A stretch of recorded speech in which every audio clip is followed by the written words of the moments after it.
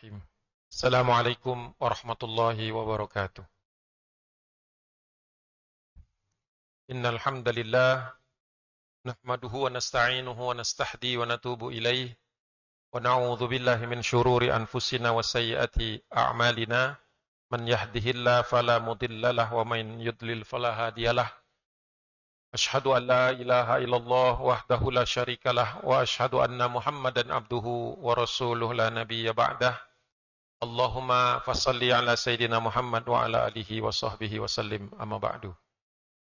Alhamdulillah, segala puji milik Allah subhanahu wa ta'ala. Salawat dan salam tak lupa kita panjatkan pada junjungan kita Nabi besar Rasulullah Muhammad sallallahu alaihi wasallam. Allahumma salli wa sallim wa barik alaihi. Alhamdulillah, pada siang hari ini di pertengahan bulan Ramadan tahun 1445 Hijriah, Allah masih memberikan kepada kita kenikmatan untuk beribadah, dan mudah-mudahan waktu setelah sholat zuhur yang kita luangkan dalam rangka thalabul ilmi, menambah ilmu dan wawasan kita, semakin memperkuat jati diri kita sebagai seorang mukmin, orang yang taat kepada Allah Subhanahu wa taala. Tema yang akan saya angkat adalah sebuah peristiwa yang terjadi di awal berdirinya Republik Indonesia. Peristiwa yang juga menyangkut jaringan ulama serta jejaring duat Indonesia yang ada di Timur Tengah, yang memiliki dampak terhadap pengakuan diplomasi Indonesia, sehingga Indonesia kemudian di tahun 1949 berhasil diakui oleh Belanda sebagai satu negara yang berdaulat. Waktu memang relatif pendek di sini, mungkin hanya sekitar setengah jam, tapi mudah-mudahan sedikit menambah wawasan kita. Kita ketahui bahwa di dalam Al-Quran Allah Subhanahu wa taala berfirman, A'udzubillahi minasyaitonirrajim. Bismillahirrahmanirrahim. Innamal mu'minuna ikhwatun fa aslihu baina akhawaykum wattaqullaha la'allakum turhamun. Surah Al-Hujurat ayat 10. Innamal mu'minuna, sesungguhnya orang-orang yang beriman, ikhwah, mereka itu bersaudara. Fa aslihu baina akhawaykum.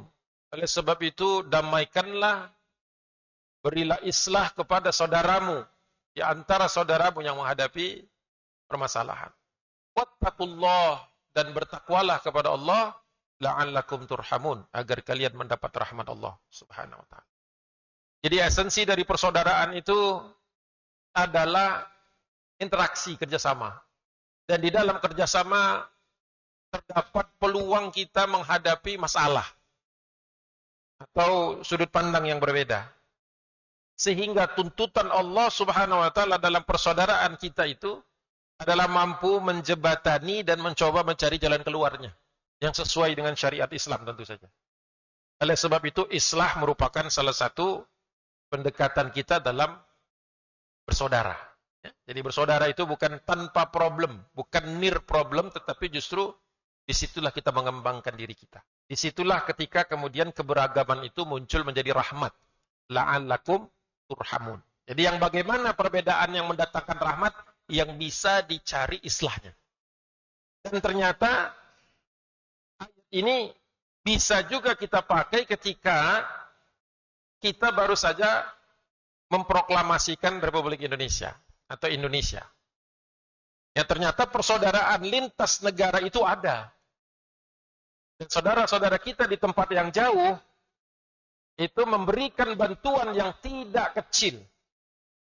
Tidak kecil. Justru ketika di Indonesia ada sekelompok kecil orang yang masih ragu-ragu dengan tekad kita untuk merdeka. Sekedar memberikan ilustrasi bahwa Indonesia kita tahu dari sejarah, ini singkat-singkat saja, sebagian mungkin sudah pernah kita baca waktu SMP dulu, ya. Asal nggak tidur aja pas di kelas itu.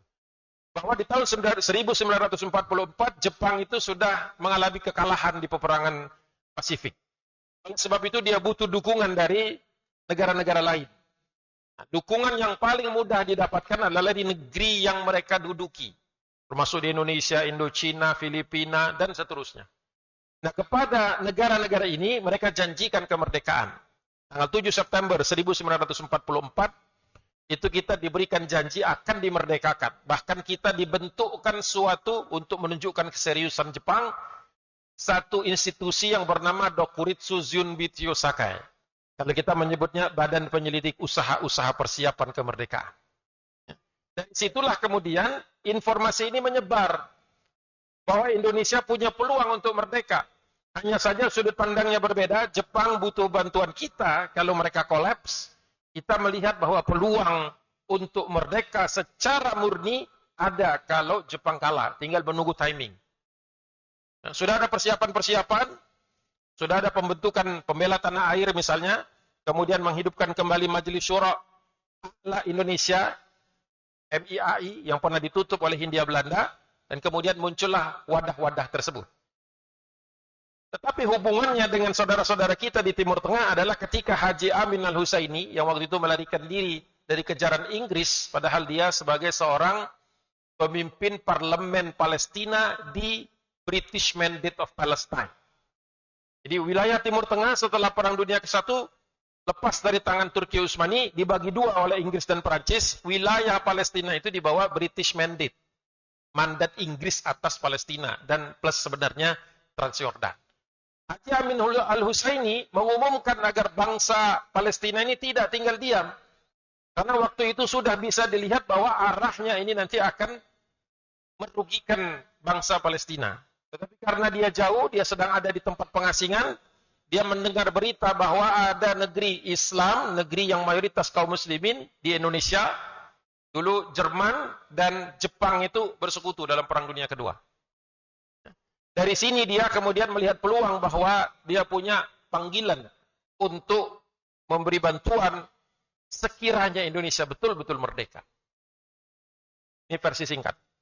Kemudian alhamdulillah, singkat kata, Indonesia ketika bom atom dijatuhkan di Hiroshima dan Nagasaki, kemudian kekaisaran Jepang itu bertekuk lutut, menyerahkan seluruh wilayahnya termasuk Indonesia kepada sekutu. Dikira waktu itu diperkirakan kita punya waktu 5-7 hari sebelum sekutu itu mendarat. Itulah window, itulah waktu di mana kita bisa mengambil kesempatan untuk merdeka. Yang secara de facto waktu itu vakum kekuasaan. Jepang sudah tunduk tapi sekutu belum datang, khususnya Belanda. Maka alhamdulillah pada hari Jumat 9 Ramadan 1364 Hijriah bertepatan dengan tanggal 17 Agustus 1945. Jadi di bulan Ramadan. Kemarin kajian tarawih saya tanggal 9 Ramadan saya ceritakan ini. Singkat tapi karena cuma 10 menit. Banyak yang tidak tahu bahwa kita merdeka itu di bulan Ramadan. Di hari Jumat Sayyidul Ayyam di tanggal 9 di tahun 1364 Hijriah. Ya. Jadi semangat para pendiri bangsa ini adalah semangat Ramadan.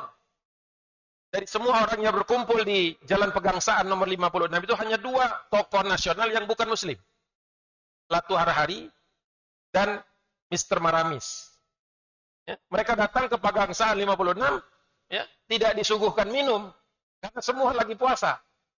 Baru datang sore hari lagi dan kemudian membicarakan tentang pembentukan kabinet pertama, barulah ada buka puasa. Jadi buka puasa pertama Indonesia dalam suasana merdeka, walaupun belum diakui sama Belanda, tentu saja perlu perjuangan, itu adalah tanggal 9 masuk tanggal 10. Masuk tanggal 10, Jumat sore. Itu adalah buka puasa pertama di Batavia waktu itu dalam keadaan merdeka. Nah, masalahnya timbul adalah ketika sekutu mendarat. Sekutu mendarat, saya tidak ceritakan. Mereka mendarat, tidak terima ada Indonesia. Hindia Belanda ingin dihidupkan kembali. Tawanan-tawanan Belanda dilepaskan. BKR waktu itu hendak didemobilisasi. Senjatanya ingin dirampas, senjata yang kita peroleh dari Jepang. Tapi satu kata pada saat itu, merdeka atau mati. Jadi bangsa Indonesia sudah cukup tekadnya, sudah bulat. Sejak Sumpah Pemuda 1928 bahwa tidak lagi Indonesia akan dijajah. Makanya kalau kita lihat di Tanjung Priuk, di Pelabuhan Perak, di Semarang, di Surabaya, di mana-mana ditulis besar-besar. di pelabuhan-pelabuhan itu. Indonesia, never again the lifeblood of any nation. Indonesia tidak akan lagi bersedia sudi untuk menjadi darah hisapan negara lain. Maksudnya Belanda. Artinya statement itu, seandainya Belanda didukung Inggris, didukung Amerika sekalipun, kita tidak akan mundur. Dari mana kebulatan tekad itu? Itu adalah kompromi antara pihak kaum muslimin dan nasionalis yang bersatu padu waktu itu di bawah satu bendera, yaitu Republik. Itu pembahasan yang lain, tapi intinya, sampaikah berita ini keluar? Ternyata tidak. Baru bulan September tahun 45, berita ini merembes. Saya katakan merembes karena belum ada satupun kantor berita yang bersedia menceritakan tentang kemerdekaan ini.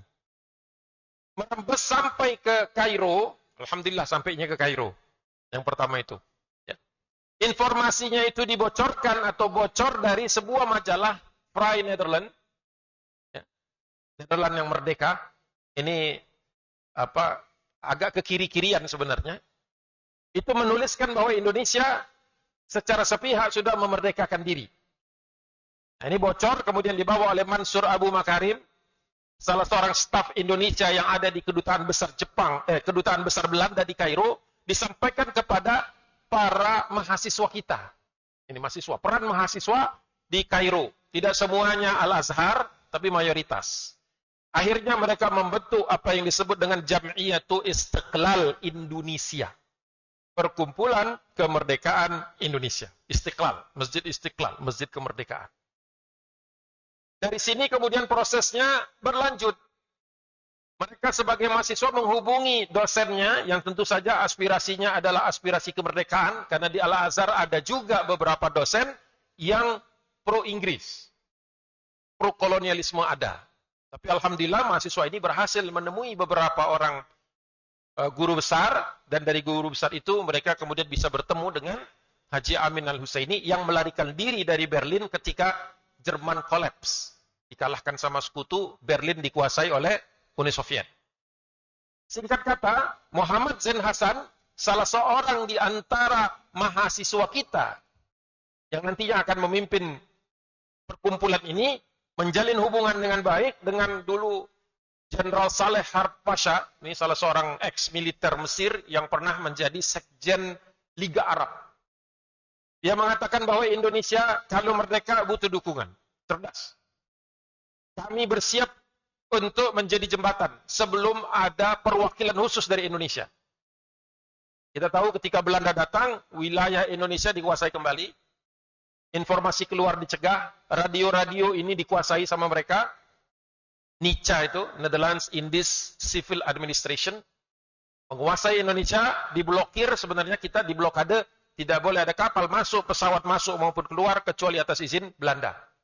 Jadi pada saat itu, perjuangan tidak hanya di Republik Indonesia, tetapi perjuangan juga menyangkut eksistensi Indonesia. Disinilah dakwah itu bermain.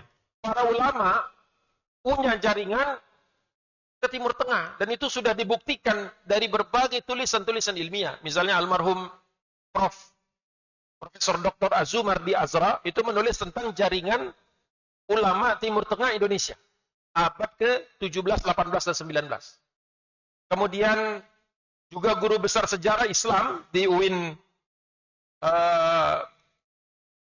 dulu namanya bukan UIN, dulu namanya IAIN, ya. IAIN Ciputat. Itu dulu ada seorang profesor namanya Profesor Dr. Husnul Akib Suminto. Disertasinya itu di Leiden menceritakan tentang bagaimana kemerdekaan Republik Indonesia itu tidak akan sempurna kecuali jaringan ulama itu mendukungnya. Dan dari dua buku ini, dari dua karya tersebut, kita bisa melihat banyak sekali benang merahnya. Kita cek di slide berikutnya. Ini slide, ini foto mereka. Kalau mau dilihat di foto mereka, itu foto mereka sudah bukan lagi perkumpulan, tapi sudah panitia. Mereka menyebut diri mereka lajnah. Jadi sudah panitia, ini sudah ada pembagian kerja, sudah jelas tahapannya. Lajnatul Difa'an Istiqlal Indonesia. Ini masukan dari Syekh Amin Al-Husaini, orang Palestina yang mengatakan kalian tidak bisa lagi berbicara tentang perkumpulan. Karena kalian sudah punya negara dan kalian ini adalah utusan. Maka naik derajatnya dari sekedar perkumpulan menjadi sebuah kepanitiaan. Ya. Kalau kita lihat sepintas ini mahasiswanya kayak mahasiswa Belanda gitu ya. Penampilannya pakai jas, setelannya pakai pakai dasi ya. Tidak terbayangkan oleh kita bahwa mereka ini adalah mahasiswa Indonesia yang belajar di Al-Azhar. Ya. Ini mungkin sebagian orang kaget gitu melihat penampilan ini. Biasanya penampilan seperti ini kita temukan pada Muhammad Hatta, Soekarno, yang memang sekolahnya di sekolah Belanda. Tidak pernah kita temukan, mungkin jarang kita temukan di dalam buku-buku bahwa mahasiswa Indonesia di Mesir penampilannya seperti ini. Yang duduk di tengah itu Muhammad Zain Hasan. Muhammad Zain Hasan. Nah, kemudian salah satu di antara keberhasilan mereka adalah melobi tokoh-tokoh yang ada di Timur Tengah. Dan ini dibantu oleh Haji Amin Al-Husaini. Dia kenal dekat dengan Jenderal Saleh Harpasha. Dan ini merupakan pidato pertama di PBB tanggal 23 Januari 1946 yang secara hitam putih, secara definitif mendukung eksistensi Indonesia. Dia mengatakan bahwa Muslim Arab World, dunia Arab Muslim, saya langsung terjemahkan saja, mendukung Indonesia dan kemerdekaannya. Sedangkan Inggris atau gangguan Inggris atau kecenderungan Inggris untuk lebih mendukung Belanda, ini menyakiti perasaan Muslim. Sekaligus melanggar prinsip-prinsip PBB. Karena sebab itu, secepatnya mengakui kemerdekaan Republik Indonesia adalah cara yang paling efektif untuk menyelesaikan urusan Indonesia ini. Untuk pertama kalinya nama Indonesia, bukan Hindia Belanda, itu muncul di level dunia. Ini jaringan ini, Pak. Tidak serta-merta tiba-tiba ada orang Timur Tengah mengangkat tentang Indonesia. Dulu kalau ada ulama yang belajar di Mekah misalnya, di kampung Jawa, itu disebutnya Jawi. Ya kita ada di sana, kita ada Imam Nawawi, Imam Al-Bantani, Nawawi Indonesia. Kemudian ada yang menjadi guru kepada kepada Haji Agus Salim, itu Syekh Ahmad Khatib Al-Minangkabawi, dan banyak lagi yang lain. Jadi ulama Indonesia di Timur Tengah, khususnya di Mekah, itu bukan hanya dikenal sebagai tulab, bukan hanya dikenal sebagai murid, tapi juga sebagai guru. Syekh Nawawi Al-Bantani, kemudian Al-Minangkabawi, itu mengajar di Masjidil Haram. Mengajar. Bahkan yang terakhir yang dianggap sebagai ahli hadis itu Musnid dari Padang, ya, Al-Padani, itu termasuk guru bagi ahli-ahli hadis yang sekarang ada di kerajaan Arab Saudi. Dan banyak lagi, walaupun mungkin bukan itu fokus saya. Tapi intinya bahwa jaringan ulama di Timur Tengah, khususnya di Mekah dan di Kairo, itu menjadi salah satu tulang punggung perjuangan pengakuan terhadap Republik Indonesia di luar negeri. Kita lanjut. Saya sampai jam berapa? 1 ya. Ini jamnya akurat ya. Baik, saya patokannya jam ini. Baik. Move pertama. Lajnah Difa ini, Lajnatul Difa an Istiqlal Indonesia ini kemudian mendapatkan bantuan lagi yang secara fisik memunculkan mereka. Sebelumnya mereka tempat mereka rapat dan tempat mereka untuk berorganisasi itu di kos-kosan lah, di kos-kosan. Barulah mereka bisa mendapatkan tempat yang agak cukup diakui adalah ketika mereka mendapat satu satu bagian dari gedung Syubbanul Muslimin. Jadi ini gedung Islamic Youth di Kairo itu. 16 Oktober 1945 mereka bisa ada pertemuan di sana dan kata Jenderal Saleh Harpasha, anak-anak muda Indonesia ini menunjuk kepada Lajnatul Difa an Istiqlal Indonesia butuh tempat, butuh eksistensi di mana mereka bisa menggerek bendera merah putih untuk pertama kalinya di luar Indonesia. Maka ramai-ramai kemudian orang-orang ini dari Aljazair, dari Tunisia, ini semua negara-negara yang sedang terjajah waktu itu. Memberikan bantuan, dan yang paling besar memberi bantuan itu adalah seorang saudagar Palestina, yaitu teman dekat dari Haji Amin Al-Husaini, Muhammad Ali Toha. Dia memberikan bantuan, bahkan dia menyewakan untuk beberapa bulan ke depan satu gedung, satu ruangan di mana kita punya beranda kecil untuk mengibarkan bendera merah putih di samping bendera kerajaan Mesir. Itu bendera pertama kali yang berkibar, sehingga dengan semua itu, karena banyak orang melihat ini negara mana, ada negara baru, maka mereka bisa berkomunikasi. Mereka bisa menyampaikan bahwa ada Indonesia. Indonesia itu seperti ini, masyarakatnya mayoritas muslim, bahwa mahasiswanya di Kairo banyak, para ulamanya disebutkan. Jadi seperti PR lah, public relation di luar sana. Dan itu merupakan salah satu tugas yang amat mulia. Walaupun mereka punya tugas-tugas rahasia, yaitu bagaimana mensabotase agar Inggris ini tidak bisa memberikan bantuan kepada Belanda, dan mengcounter berita-berita buruk yang dilancarkan oleh Belanda. Ternyata Belanda tidak tinggal diam. Ada 3 kampanye hitam Belanda di tahun 1946. 1, penyebaran isu ini oleh seorang yang bernama Salim Alatas. Ini kedutaan besar Belanda di Kairo, ya, bukan orang di sini. Ya, ini namanya saja sama mungkin. Dia mengatakan bahwa Indonesia itu anti Arab dan anti Islam. Disampaikan melalui media waktu itu. Surat kabar waktu itu yang menjadi media massa yang paling mudah menjangkau orang di samping radio. Tapi alhamdulillah bisa digagalkan dengan artikel-artikel yang ditulis oleh mahasiswa kita dari Lajnah tadi dan dimuat di harian Syuro. Syuro itu surat kabar menengah lah untuk Kairo itu yang kemudian memuat artikel pembantahan atas itu. Bagaimana mungkin disebut anti Arab kalau waktu itu ratusan ribu migran Arab ada di Indonesia. Kemudian disebutkan nama-nama anti Islam. Bagaimana mungkin anti Islam sedangkan para ulamanya tinggal mengajar dan diakui di Mekah pada waktu itu. Maka kampanye hitam ini gagal. Dan kampanye hitam yang lain, termasuk diantaranya mengirim Sultan Hamid II Al-Gadri, ini Sultan dari Pontianak, yang waktu itu mengatakan bahwa Indonesia ini negara yang tidak sah. Nah, dikatakan oleh dia, karena dia pro Belanda, bahwa Indonesia ini statusnya sebagai negara yang memberontak. Karena pemerintah resminya adalah Hindia Belanda. Tentu itu mudah dibantah dengan fikih sederhana bahwa tidak boleh ada satu negara pun yang terjajah dalam Islam. Maka kemudian batal pula itu. Dan kemudian ada upaya terakhir Belanda, yaitu mengirimkan rombongan haji. Ada sekitar 25 orang, dicari di Batavia, dinaikkan kapal, diberangkatkan haji, tapi ditolak oleh pemerintah Arab Saudi. Kenapa? Karena di masa peperangan dunia kedua itu, ya, ada pembatasan jamaah haji dari negeri-negeri yang sedang berperang. Karena dikhawatirkan mereka terbunuh atau kesulitan untuk mencari transportasi. Jadi tidak wajib waktu itu untuk haji bagi beberapa negara yang disebutkan, termasuk diantaranya Hindia Belanda itu. Maka upaya Belanda untuk menampilkan seolah-olah mereka ini adalah peduli kepada umat Islam, padahal kita tahu sebagaimana kebijakan Sunokornyo sebelumnya, itu sudah jelas-jelas mereka itu dalam posisi tidak mendukung umat Islam untuk berpolitik, ya, atau mendukung umat Islam untuk mendorong kemerdekaan. Jadi hampir seluruhnya gagal.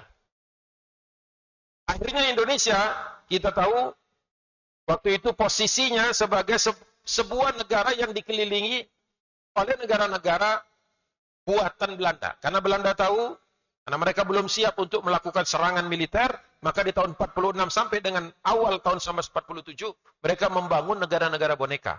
Ada negara Borneo, negara Celebes, kemudian Indonesia Timur, ya, Sunda, dan seterusnya. Dibuatlah seperti itu, kemudian dengan ini, dengan harapan Indonesia itu nanti tenggelam. Maksudnya tenggelam bukan satu-satunya suara dari Hindia Belanda. Dan secara de facto memang Republik Indonesia itu hanya mencakup Sumatera dan Jawa saja. Termasuk juga mungkin pulau Bangka Belitung dan Madura. Sedangkan Bali ke timur, Borneo itu Kalimantan, dan Sulawesi sampai ke Papua, sampai ke Irian itu masih di bawah cengkeraman Belanda. Nah, muncullah di sini kejeniusan Syekh Muhammad Amin Al-Husaini, mufti Palestina yang kita sebut di awal tadi. Dia kemudian mengirim surat kawat kepada Haji Muhammad Rashidi, waktu itu Deputi Menteri Luar Negeri, untuk menyampaikan kepada beliau rencana untuk mengirimkan utusan rencana untuk mengirimkan utusan diplomatik untuk memberikan pengakuan kepada Republik Indonesia. Yang dengan itu Indonesia nanti berhak untuk mengirim utusan ke sidang-sidang PBB berikutnya. Dan mereka tahu bahwa sidang PBB berikutnya akan membahas tentang daerah-daerah yang secara status sebelum Perang Dunia Kedua adalah wilayah jajahan Eropa. Kalau Indonesia tidak cepat mengirimkan utusan, maka nanti yang akan mewakili Indonesia di forum internasional itu adalah utusan-utusan yang memang sudah di-set up sama Belanda. Maka disetujui oleh Haji Muhammad Rashidi, namun dengan note mengatakan bahwa kami tidak punya biaya, kami tidak punya pesawat, kami tidak punya kapal yang bisa dipakai untuk membawa utusan ini. Maka kata Haji Amin Al-Husaini tidak masalah dengan biaya. Kami akan galang di Kairo itu, karena beliau bersembunyi di Kairo. Dan kami akan mencoba mencari dukungan. Maka beliau mendekati Fahmi Nokrashi Pasha sebagai Perdana Menteri Mesir waktu itu. Dan dia punya usulan agar mengirimkan salah seorang diplomat Mesir yang waktu itu sedang mencari dukungan juga terhadap kemerdekaan Mesir. Kemerdekaan lebih lanjut dari Mesir atas Inggris. Kebetulan utusan ini sedang berada di Bombay. Jadi perjalanannya tinggal setengah jalan lagi untuk bisa masuk ke Republik Indonesia. Maka disetujui operasi tersebut. Ini Haji Amin Al-Husaini. Ya. Di dalam foto berikutnya ini adalah Haji Amin Al-Husaini bersama dengan mahasiswa Indonesia yang tergabung dalam Lajnatud Difa'an Istiqlal Indonesia. Dan di sebelah kanan dari Haji Amin Al-Husaini adalah Muhammad Ali Tahir. Ini Muhammad Ali Tahir yang membiayai 6 bulan pertama sewa gedung untuk perwakilan Indonesia. Kita belum punya duta besar, belum punya diplomat, belum punya council atau apapun. Ini mereka sudah memberikan dukungan luar biasa. Jadi dalam kacamata hutang budi Indonesia di luar negeri, kita punya hutang budi yang besar. Jadi setelah pertemuan ini semakin konkret lagi rencana-rencana tadi sampai alhamdulillah. Nah ini fotonya. Ini saya ambil dari foto 50 tahun perayaan kemerdekaan Indonesia. Diterbitkan oleh Deplu. Dulu namanya Deplu sebelum menjadi Kementerian Luar Negeri. Jadi Kemenlu. Ini foto menggambarkan utusan tersebut. Terbang dari Bombay dengan pesawat. Dan mendaratnya waktu itu hampir saja mendarat di Cililitan. Tapi sudah dapat kabar sebelum berangkat bahwa Cililitan atau Batavia sudah jatuh ke tangan Belanda. Sehingga tidak aman bagi pesawat tersebut untuk mendarat di Cililitan. Atau di Halim kalau sekarang namanya. Dulu disebut sebagai Cililitan Airport. Maka pesawat ini meneruskan perjalanan sampai ke Maguwo. Sampai ke Yogyakarta. Karena waktu itu pemerintahan Indonesia pindah ke Yogyakarta. Ya, mendarat di sana. Dan ketika mendarat langsung dibawa untuk pertama kali itu pesawat asing mendarat di Republik Indonesia. Membawa bantuan makanan, membawa bantuan obat-obatan, terutama obat-obatan waktu itu. Dan membawa orang yang bernama Abdul Mun'im Mustafa Pasha. Diplomat Mesir yang diutus oleh Mahmud Fahmi Nokrashi Pasha yang mendapatkan support, mendapatkan dorongan dari Haji Amin Al-Husaini.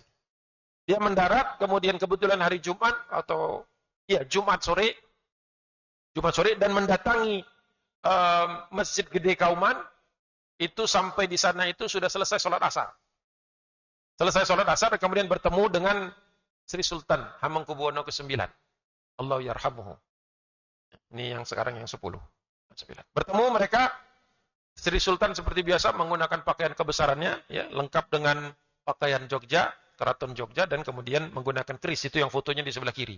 Yang di sebelah kanan yang bertopi, topi vest, itu kalau fotonya bukan hitam putih, topinya itu sudah pasti warnanya merah. Itu berjabatan tangan. Pertanyaannya sebelum saya membaca buku Lajnatud Difa itu, mereka berbicara dengan bahasa apa ini? Pertama kali saya lihat foto ini. Apa bahasa ini dipakai? Abdul Mun'im Mustafa Pasha pasti bisa bahasa Arab. Karena dia dibesarkan di Mesir, kemungkinan dia bisa bahasa Inggris dan bahasa Perancis. Tapi sejauh yang saya ketahui, orang Mesir tidak belajar bahasa Belanda. Jadi cuma 3 itu katakanlah bahasa internasionalnya. Sedangkan Sri Sultan dididik tentu saja di Jawa dengan bahasa Jawa, mengerti bahasa Melayu, bahasa Persatuan sejak tahun 1928, dan bahasa asing yang beliau kuasai itu adalah bahasa Belanda, Nederland, dan bahasa Perancis. Kemungkinan dengan bahasa Perancis. Tapi setelah diamati dan dijelaskan oleh Lajnatud Difa, ya, bahwa ini ada penerjemah katanya. Nah, penerjemah itu ada di foto. Beliau menggunakan baju serba putih, ya, bukan yang bersorban, yang pakai peci hitam.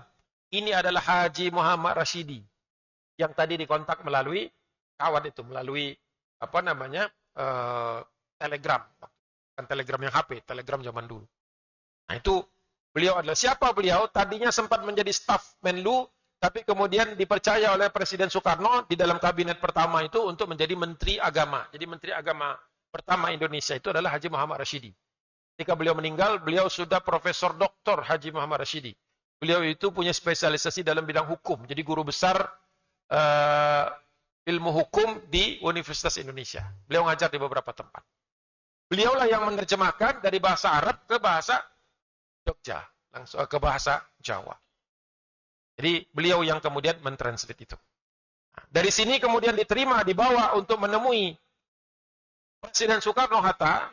Ini di istana yang dipinjamkan oleh Sri Sultan waktu itu di Yogyakarta untuk menghadap dan memberikan surat-surat pengakuan Mesir. Bayangkan, Mesir waktu itu sudah memberikan pengakuan kepada Republik Indonesia sebagai negara yang berdaulat, padahal waktu itu masih dikepung sama Belanda. Ini pukulan telak bagi Belanda untuk aspek diplomasi. Karena Belanda berusaha untuk menutup informasi bahwa Indonesia tidak ada. Yang memerdekakan diri itu hanyalah sekelompok orang saja. Bahkan Soekarno-Hatta disebut sebagai orang ekstremis. Bahkan Jenderal Sudirman yang nantinya akan memimpin TKR dan kemudian menjadi TNI itu dianggap sebagai orang radikal. Padahal kita tahu ya, Jenderal Sudirman adalah seorang guru. Ya, guru yang mendapatkan pelatihan militer ketika Jepang masuk. Beliau ikut di dalam pembela tanah air sebagai Daidancho, ya, sebagai komandan batalion di daerah di daerah tengah, di daerah Purwokerto. Aslinya beliau adalah seorang guru dan guru di Muhammadiyah, di perguruan Muhammadiyah. Jadi beliau itu adalah salah seorang tokoh salah seorang tokoh Hizbul Waton.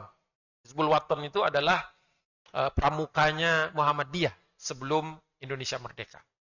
Itu Jenderal Sudirman, orang yang disebut sebagai jenderalnya para prajurit.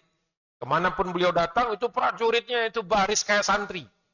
Jadi bukan hormat begini, walaupun beliau tetap memberikan salut, tetapi lebih banyak yang cium tangan. Udah kayak santri kepada kiainya.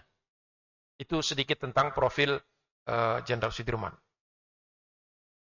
Nah, dari sini kita bisa melihat bahwa Indonesia mendapatkan pengakuan dari Mesir, sekaligus juga membawa nota diplomatik dari Haji Amin al-Husaini sebagai kepala parlemen Palestina yang dibawa Inggris waktu itu, juga memberikan dukungan. Jadi dua negara waktu itu yang memberikan dukungan kepada Republik Indonesia. Diterima dengan sangat sukacita, Indonesia nyaris tidak keluar uang sepesen pun untuk mendatangkan dan untuk mendapatkan berkah ini.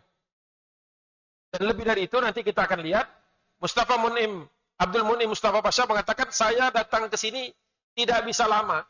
Jadi pesawat itu hanya dicater sekitar 4 atau 5 hari. Jadi pesawat ini harus terbang balik lagi ke Bombay, nanti dicater lagi untuk sampai langsung ke Kairo.